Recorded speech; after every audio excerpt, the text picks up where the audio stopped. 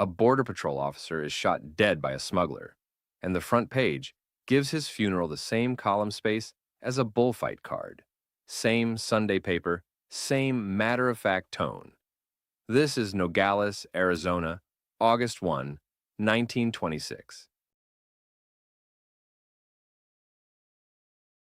The Nogales International, 5 cents a copy, call it about 90 cents today, billed itself as the paper published where two great nations meet. That's not a slogan, it's the whole context for this front page. Look at the big centerpiece headline, "Hundreds Attend Funeral of Officer Slain by Smuggler." A Border Patrol agent was shot and killed while trying to apprehend a liquor smuggler in the mountains near Cochise County.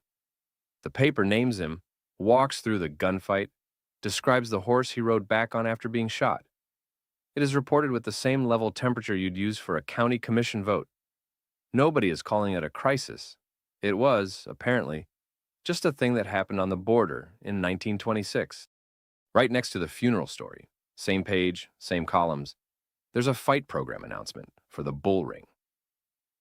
Fight program at Bull Ring today. Promoter Dan Cole lays out a full boxing card taking place that very Sunday afternoon in Nogales, Mexico, just across the line. Freddie Cello of Douglas versus Miami Joe Rivers of Superior, Nebraska.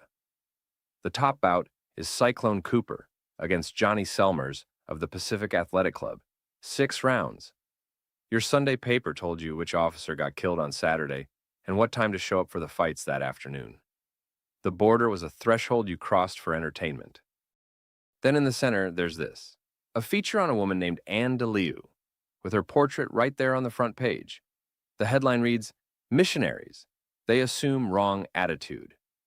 She's described as a student of Indian customs who spent 10 years in India, and the piece argues that missionaries who try to replace native religion with Christianity are doing it wrong. That's a nuanced, almost anthropological argument, printed as a front-page feature in a small Arizona border town paper in 1926. Meanwhile, the top right corner reports that Mexico City is filled with all sorts of rumors as the Mexican government prepares to enforce new laws restricting Catholic church activity, priests being ordered to register, churches potentially closing. The border town paper is watching both countries' religion politics at once, because that was their actual lived reality. What this page captures is a town that existed in 2 countries simultaneously. The same edition mourns a federal officer, advertises a boxing card in Mexico, debates missionary ethics, and tracks a religious crackdown south of the line. For the people reading this over breakfast, none of that felt like a contradiction. It was just Sunday in Nogales. Another front page tomorrow. If that sounds like your kind of Sunday, subscribe and we'll keep going.